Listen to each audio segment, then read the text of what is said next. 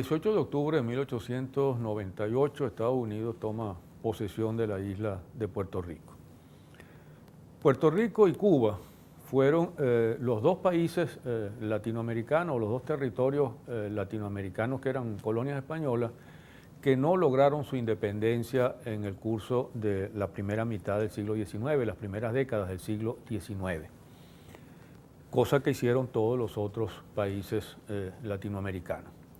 Primero, Puerto Rico y Cuba eran territorios muy fácilmente accesibles para los españoles, y en el caso de Cuba hubo protestas y movimientos a favor de la independencia, pero los Estados Unidos dejaron claro desde muy temprano la famosa teoría de la fruta madura, que ellos no iban a permitir la independencia de Cuba y que esperaban, de hecho, que Cuba se pudriera en manos de los españoles para ellos llegar a tomar el relevo en el momento oportuno, como hicieron en 1898. Y en el caso de Cuba, justamente, le advirtieron a Bolívar y le advirtieron a los mexicanos contra cualquier intento de independizar a Cuba. En el caso de Puerto Rico, realmente no hubo entonces movimientos que pudieran llamarse independentistas. En el caso de Cuba, los movimientos independentistas se decantaron muy pronto hacia el anexionismo, es decir, hacia una política de separarse de España para anexarse a los Estados Unidos. El líder de ese movimiento en la década de los 40 hasta 1851, cuando los españoles lo capturaron y lo fusilaron, fue Narciso López, anexionista a favor de los Estados Unidos, que todavía algunos lo identifican como luchador por la independencia de Cuba. En Cuba la lucha continuó hasta producir movimientos revolucionarios de mucho mayor peso.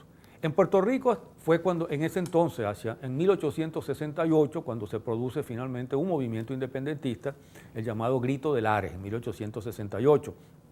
Pero ese movimiento es aplastado por los españoles. Y en las décadas que siguen, mientras en Cuba se van dando nuevos movimientos revolucionarios, en Puerto Rico no hay otros movimientos del mismo corte.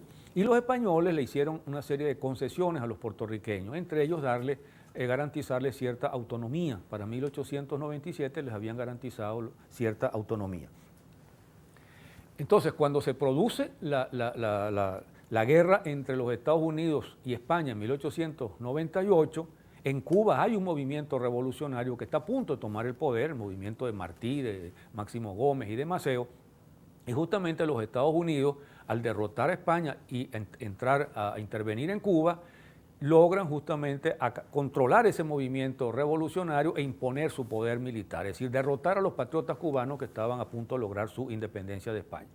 En el caso de Puerto Rico no ocurre nada de eso, porque no había un movimiento similar y Puerto Rico había logrado su autonomía. De tal manera que Puerto Rico es el único territorio colonial español que pasa directamente del colonialismo español al neocolonialismo de los Estados Unidos en 1898. Deja de ser colonia española y se convierte entonces en colonia de los Estados Unidos. Los Estados Unidos invaden Puerto Rico y ocupan Puerto Rico en julio de 1898. El 18 de octubre formalizan prácticamente su posesión sobre Puerto Rico y finalmente en diciembre de ese año, cuando se firma el Tratado de París, donde España reconoce pues, la pérdida de las Filipinas, de Cuba y de Puerto Rico, los Estados Unidos entran en posesión real de Puerto Rico, que lo tienen ocupado desde antes.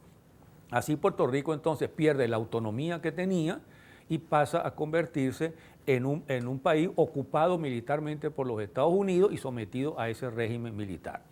Y hasta los Estados Unidos se permitieron cambiarle el nombre, su nombre español, por esa cosa horrorosa que es Puerto Rico, es decir, una forma gringa de pronunciar Puerto Rico.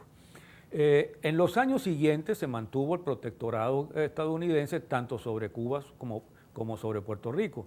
Pero los cubanos fueron logrando unas luchas exitosas y arrancando la reivindicación a los Estados Unidos, hasta que finalmente en 1959 se produce el triunfo de la Revolución Cubana encabezada por Fidel Castro y Cuba logra su verdadera independencia.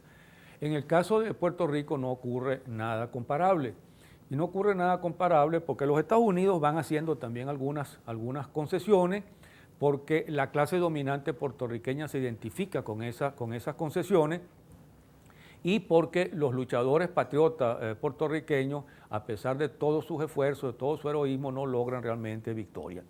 Y han ido con el tiempo muriéndose y desapareciendo. El caso de Pedro Albizu Campos, el caso de Blanca Canales, el caso de Lolita Lebrón, que murió hace poco, y el caso de Maribraz, que acaba de morir en estos días.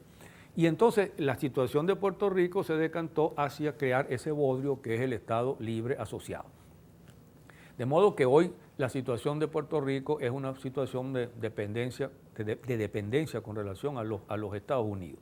En Puerto Rico sigue habiendo todavía unos movimientos que luchan por la independencia, el caso de los macheteros, que luchan por una vía armada, sin mucho éxito, y algunos grupos legalistas que también intentan hacerlo, pero son grupos absolutamente minoritarios. Definitivamente la situación de Puerto Rico hoy se ha decantado entre quienes piden la anexión directa a los Estados Unidos y quienes defienden ese bodrio creado por los Estados Unidos desde la década de los 40 del siglo pasado, que es el Estado Libre Asociado. Y que justamente por ser asociado a los Estados Unidos, es que no puede ser libre. Y no puede ser libre justamente por esa condición de dependencia colonial que le han creado los Estados Unidos. De tal manera que hoy se puede recordar entonces un aniversario más de la fecha o del día en que los Estados Unidos se apoderaron prácticamente de Puerto Rico, haciendo pasar a Puerto Rico de colonia española a colonia estadounidense.